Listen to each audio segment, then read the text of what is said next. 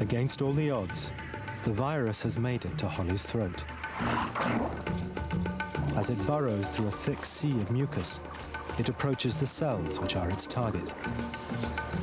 Now it has to pull off one final trick. The flu virus has evolved to take advantage of the way that human cells work.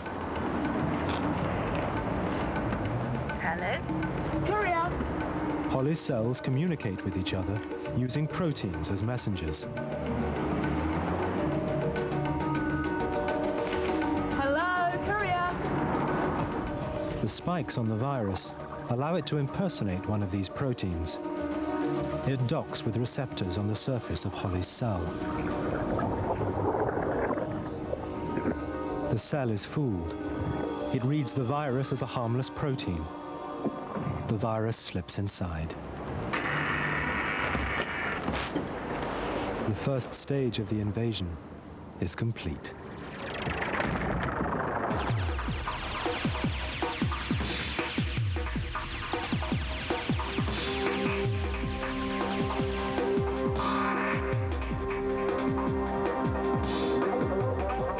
It's 7 hours since Holly first breathed in the virus. She still feels fine. But deep inside her throat cell, the virus is already wreaking havoc.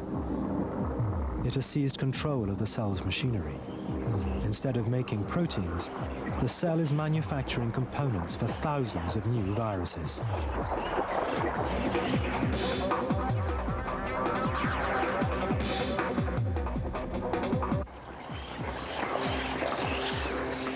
Holly's cell has become a virus cloning factory. From this single throat cell, 10,000 viruses are born. Each new virus will set out to hijack another cell and turn it into a new cloning machine. Phase 2 of the invasion is underway. I know this music journalist might come down and give us a review. Nice. Really? Yeah. Right, I'm just going to run through what we're going to do on Friday. Obviously, set drums up, back, yeah? We're going to have 2 sets. In just 2 hours, the virus has infected 5,000 cells in Holly's throat. Then, Dave, you're going to be stage left, so get all your gear around here. Sal, your stuff's going to be here, set all of your gear up there. If it spreads to her lungs, it could make her critically ill. Really, but I would imagine 1, 2... It's time for her body to fight back. The frontline troops of the immune system are the natural killer cells. They patrol Holly's body, looking for trouble. They spray a poison to destroy the pieces of virus being hatched inside the cell. But this is warfare of the crudest kind. In the process, many of Holly's own throat cells are obliterated. Keyboards at right angles, so that's no problem. Excuse just a second, love. Thanks. You're going to have the full run of the whole stage. Now, we've got 4 Sorry to tea interrupt bags. band me, does Alex? Want to get another coffee? Anyone want one? Oh, yeah, please, Monica. Cappuccino, no sugar? How long have you been going out with her?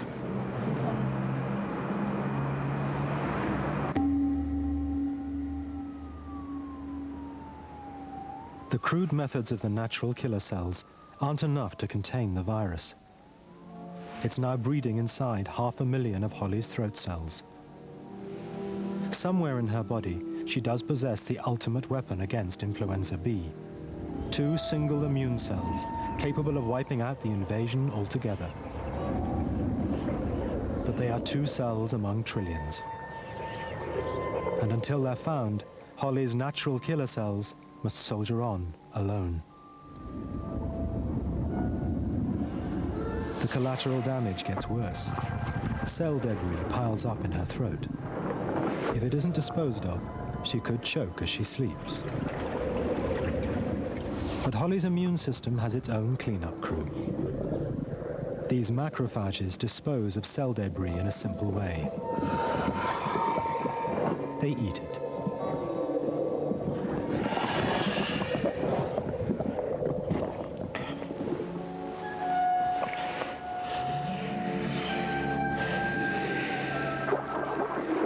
Debris which isn't devoured by macrophages is carried away on tiny beating hairs, called cilia, to be swallowed and digested.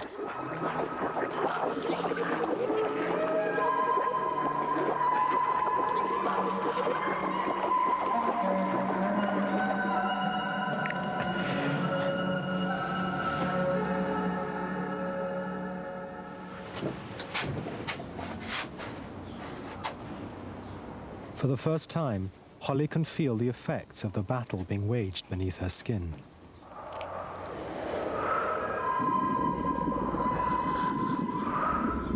Trying to contain the virus, her own immune system has destroyed thousands of throat cells. Holly's throat has become raw, swollen and sore.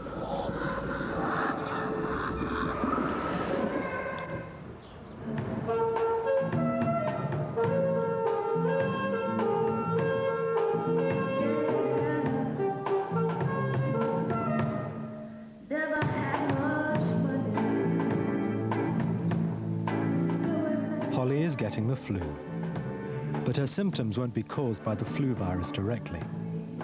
Instead, they'll be triggered by the desperate rearguard action of her own body.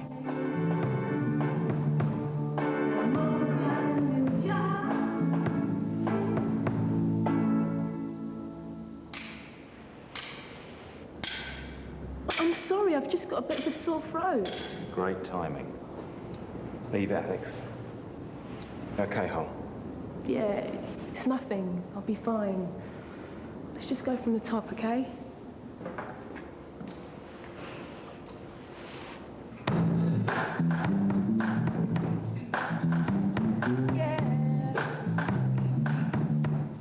The next phase in Holly's immune response has begun. Now her whole body will be recruited into the battle against the virus, and her well-being will be sacrificed until the war is won. The macrophages working in her throat release chemical smoke signals called interleukins. Interleukins surge through her bloodstream, summoning reinforcements to the battlefield.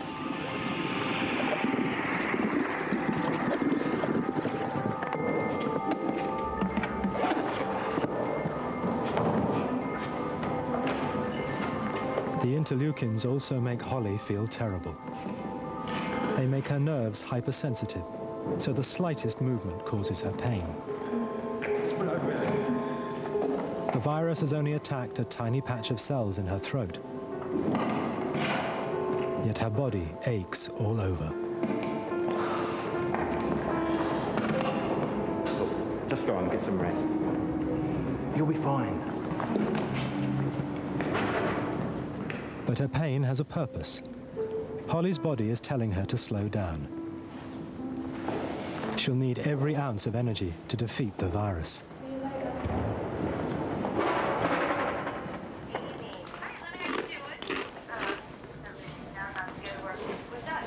Look, you don't have to stay in just because of me, Rach. Actually, I'm not. I'm going out in a minute. Look, are you all right? Do you need anything? I'm freezing. You just don't care.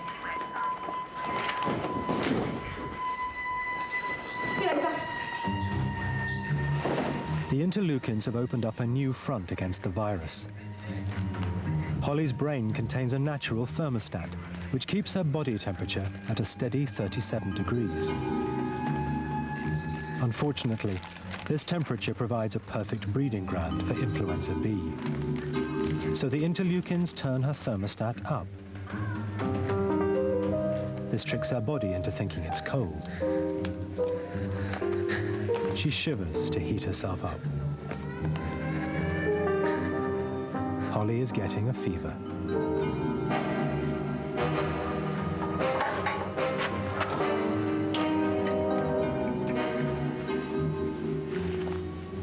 As her temperature rises, virus cloning slows down, but other processes in her body speed up.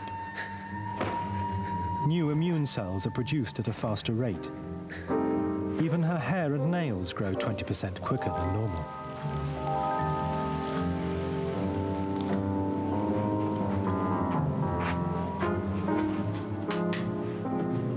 Holly's raised temperature makes the blood vessels around her brain swell. The pressure gives her a throbbing headache.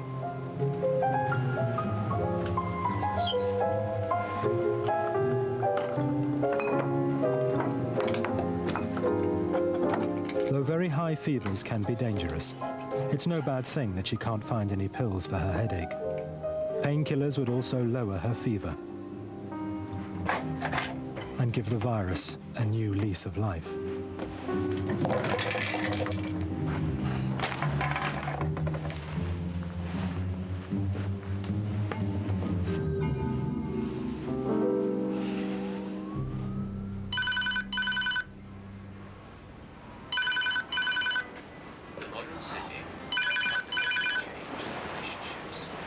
Holly feels dreadful, but her immune system will make her suffer for as long as it takes to defeat the virus. Hello? Oh, hi, Dave. Yeah. Yeah, much better. No, really, I'll be fine. News from the front isn't good. More and more killer cells have arrived in her throat, but millions of new viruses are still being spawned. Okay. Well, come and check on me in the morning. All right, I'll see you then. Yeah, bye.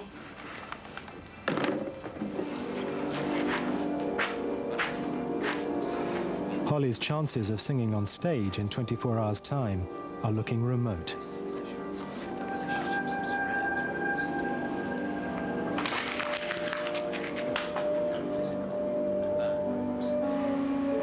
Her body is losing the war.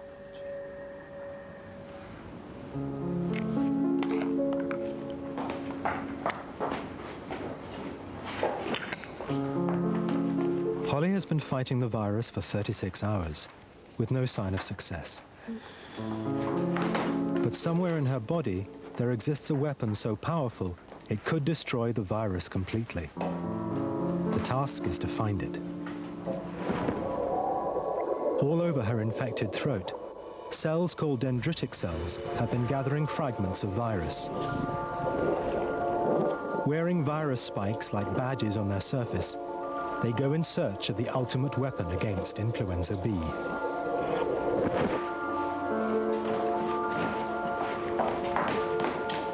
You're not eating anything? So you've been in the bathroom? That's all right, I'll get on my way out. See you later. Hope you're feeling better. Bye. All of Holly's hopes are pinned on the dendritic cells. The immune system is one of the most remarkable features of the human body. Here in Holly's lymph, 1 trillion cells known as T cells and B cells are floating. Each one individually designed to kill a different foreign invader. Each one waiting for the call. And among these trillion cells, just 1 T cell and 1 B cell are designed to deal with influenza B. If they're found, they'll mount a devastating pincer attack on the virus. You're right, Hal. Hi.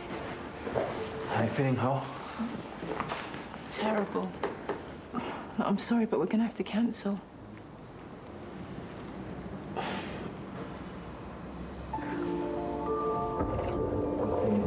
A dendritic cell reaches one of Holly's lymph glands. It offers up its virus spikes, seeking out the one cell which might recognize the virus.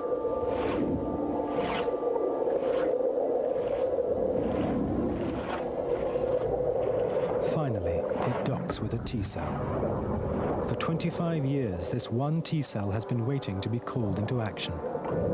It begins to divide. Within hours, the original cell will become thousands of T cell clones. You don't look good.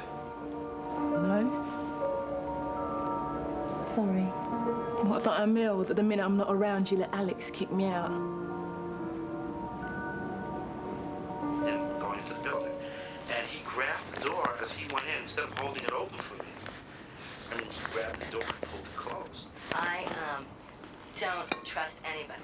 It's like So who's this Monica then? the sweetest looking little She's Alex's girlfriend. He wanted her in the band from the beginning. mat. Oh, can she sing? She knows the songs. She hasn't got the stinking flu. I say to this guy, I live here. I think we hang out the door, and this man's face. They'll be on stage now. He's like, I was like, I live on the 16th floor, but I'll get Packed with dividing T cells, Holly's glands have begun to swell. But this time her pain is a sign that the tide is turning. The T cells are launched into her bloodstream.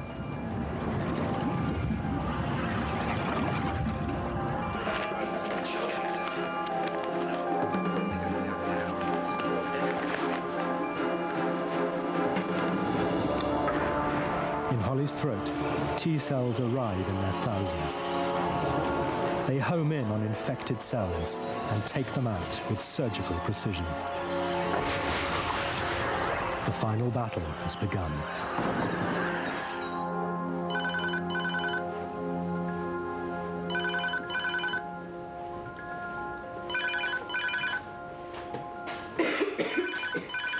Holly's cough is further evidence that the T cells are winning.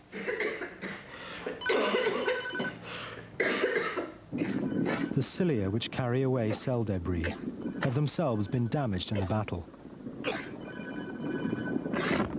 Now the only way Holly can clear this debris from her throat is by coughing. Fine right now, so just leave your name and your message and we'll get back to you as soon as possible. Bye. Hi, it's me. Yeah, it didn't go too well last night. Anyway, could you meet us at the cafe Wednesday lunchtime? If you're up to it, of course. Bye.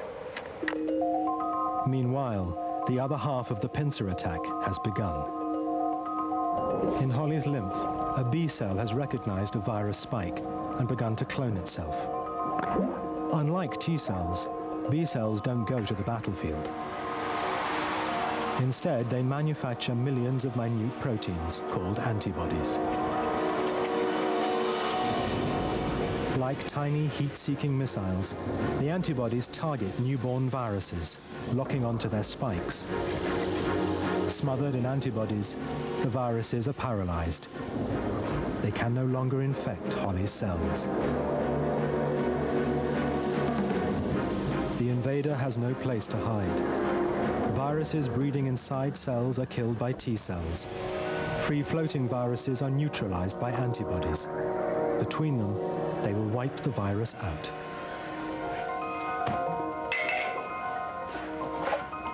But Holly's symptoms won't disappear just yet. Only when her immune system scales down its effort will she start to feel better.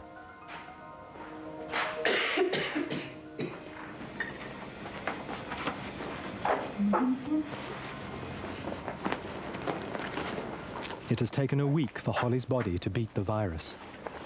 On the battlefield, new throat cells are starting to grow.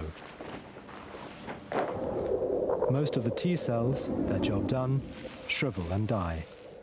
But some, known as memory cells, will patrol her body forever. The memory cells make Holly immune. If the virus tries to invade again, they'll instantly wipe it out. But influenza B has one more trick to play. It can mutate, so that next time Holly's memory cells might not recognize it, and she'll get ill all over again. She wasn't that bad. Alex, they were throwing beer cans at her. Yeah, one of them hit me. No, never mind, eh? Yeah, well, thanks, mate. So you reckon you'll be a lot safer with me back in the band? Just a bit. Though Holly no longer has flu, the last few viruses remain in her saliva.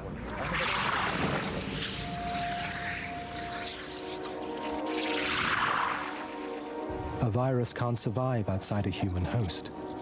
It urgently needs a new body to colonize.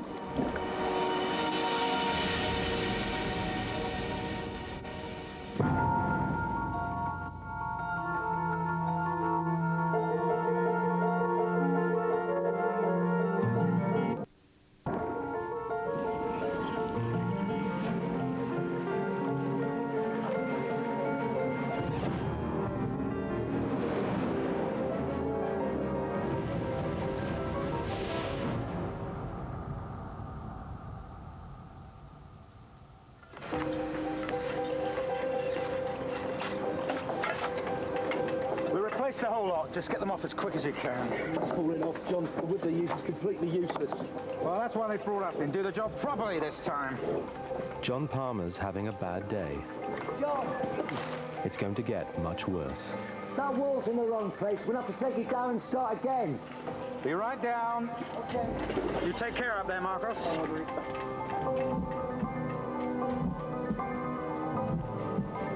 For 45 years, John's heart hasn't missed a single beat. But today, it's going to let him down, with dire consequences for his entire body.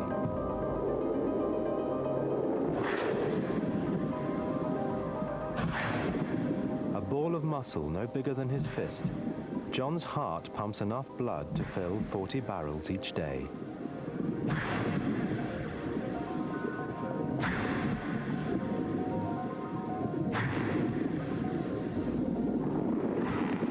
Inside its chambers, red blood cells, saturated with oxygen, are sucked in and pumped out with amazing force.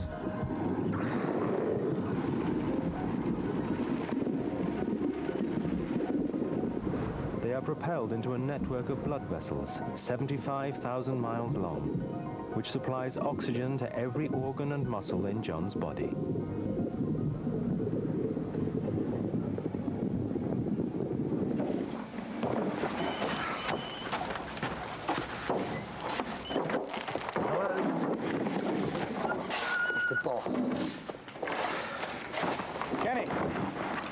Yeah, a few problems. They're a hopeless lot they let loose on this place, you know. John's heart doesn't just supply oxygen to other organs. It also supplies itself. Clinging to its surface are narrow blood vessels, coronary arteries, which feed the heart's own muscular walls. The walls of John's heart consist of 50 million elastic muscle cells, all contracting together. This is the beat of John's heart.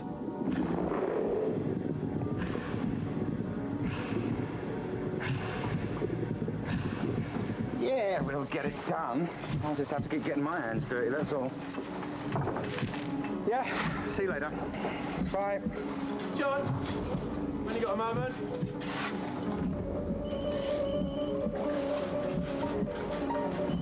Yes! Unluckily for John, lurking inside one of his vital coronary arteries is a tiny time bomb. A growth no bigger than a grain of sand, it has the potential to alter the course of John's life.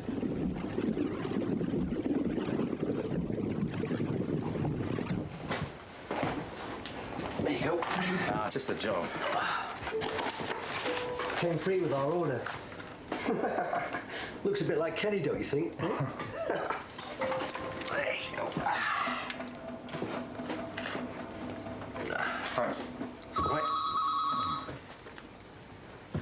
The growth inside John's coronary artery consists mainly of cholesterol. Yeah, I'm listening. Our bodies need cholesterol to function normally. Yeah? But most of what we require is manufactured in our livers. Why? John doesn't need the extra cholesterol in his food. The surplus seeps into his bloodstream.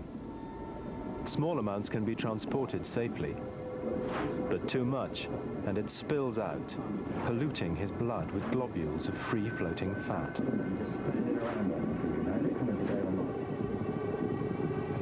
Yeah, well, we all have days like that, don't we?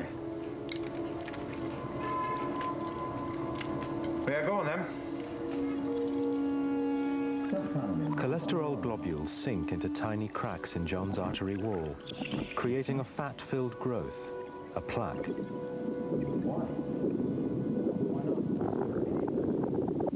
Over the years, it bulges up and out into the artery. Slowly but surely, it begins to reduce the free flow of John's blood. Why? All of us have some plaques in our arteries. Yeah? But John has many more than most men of his age. Is it on the lorry? Is it on the lorry? The inner walls walls of his coronary arteries are riddled with plaques.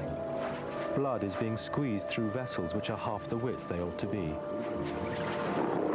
45 years of cholesterol buildup lurks beneath a thin and fragile membrane. What do you mean? It can't be delivered till when? Go on. John is suffering from advanced heart disease, but he doesn't yet know it, because so far his heart has been able to compensate for the damage. I'll just have to manage, won't I? Yeah, I'll see you then.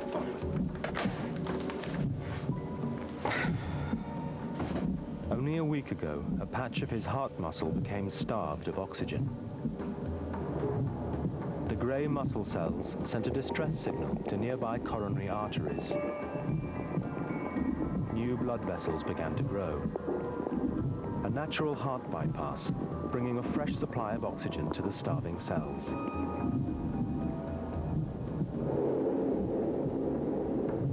But this kind of bypass takes at least 2 days to grow. Too slow to save John if an artery were to block suddenly.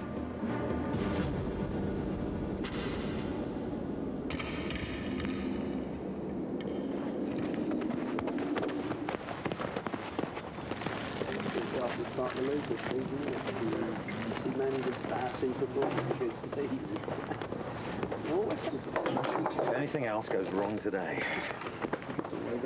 Pete, give us a cigarette, will you?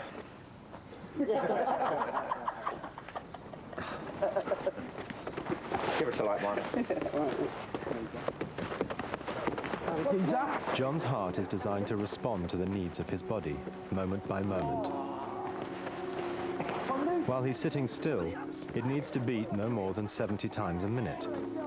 To maintain its precision, it uses electricity.